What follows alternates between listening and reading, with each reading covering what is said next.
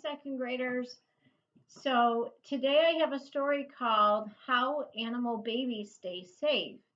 And as we learn more about life cycles and different animals, um, we will learn how animals do different things to keep and protect their young. How animal babies stay safe. See how they're on her back? I bet you can guess how that keeps them safe. Many babies can't take care of themselves. They need an adult to help them stay safe. Animal parents care for their babies just as your parents cared for you. They feed, clean, carry, and protect their young until the babies are old enough to care for themselves. Some animal babies may need their parents for a few weeks. Some need them for a few years. Human babies need their parents the longest of all. There are babies who don't need their parents. When turtles, snails, snakes, and saltwater crabs hatch, they already know how to find food and escape from their enemies. This kind of knowledge is called instinct. So, boys and girls, that's their animal instinct. They are born knowing how to do those things. In fact, baby sea turtles, they never even see their parents, they never see their mother.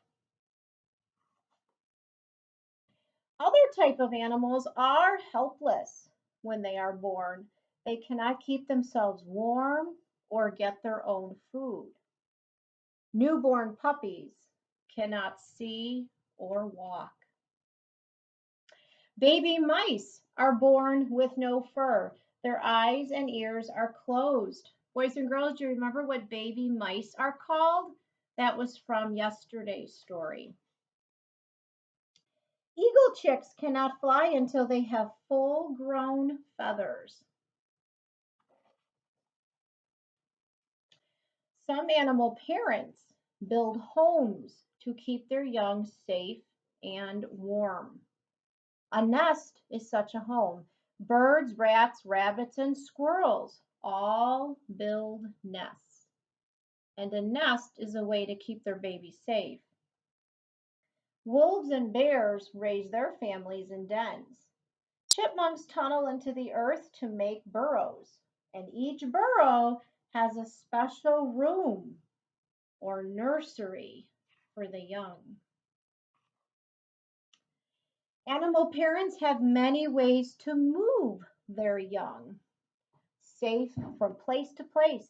A leopard cub cannot run very fast. Its mother lifts up by the loose skin on its neck and carries it in her mouth.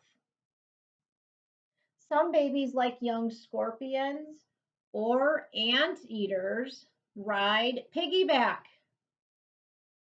Young shrews make a train behind their mother when they travel. They hold on to one another so none of them get lost. Second graders, we talked about shrews. That is one type of rodent that owls eat. And remember when we dissected owls, we found bones from shrews. That's what they look like. There are animals like kangaroos that carry their babies in pouches.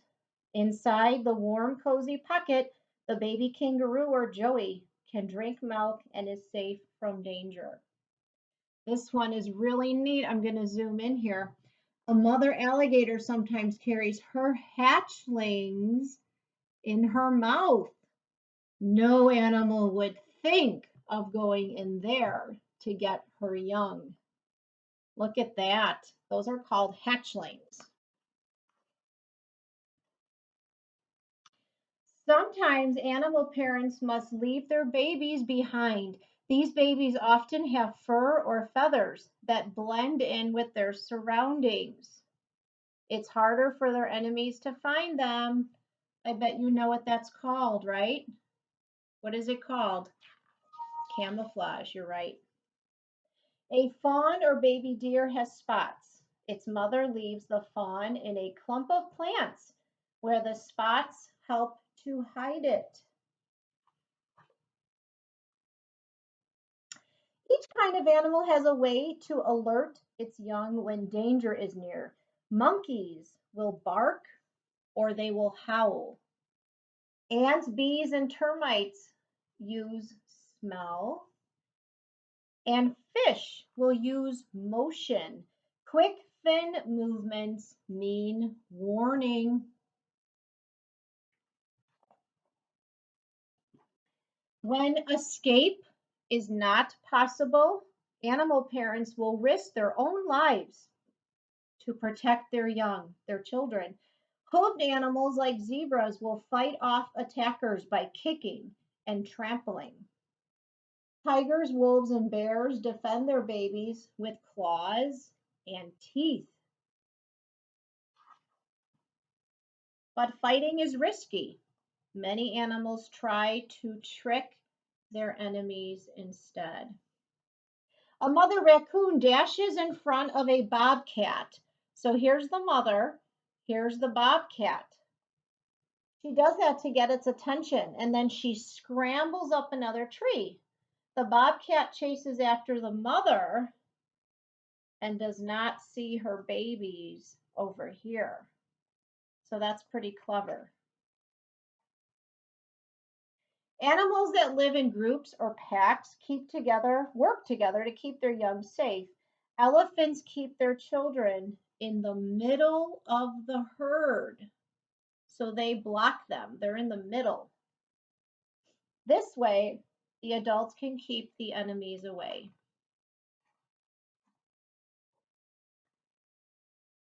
If all the grown-up animals leave to find food, the young must protect one another.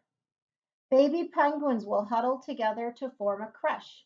By staying together, they are less likely to get cold, lost, or eaten. And you may know this. They huddle together to stay warm, and they also do that to protect each other.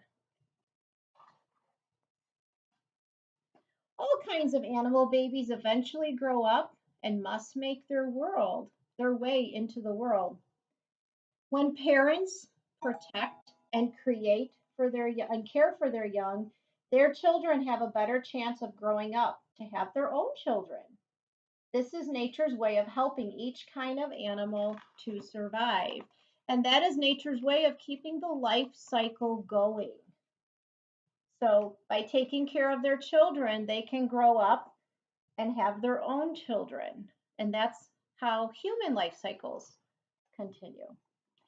So I hope you enjoyed this book. There are lots of different ways that animals can protect their young. And on your Google form today, there's a few questions about how certain animals do that and why. So I loved reading to you today. I miss you all very much. Thank you.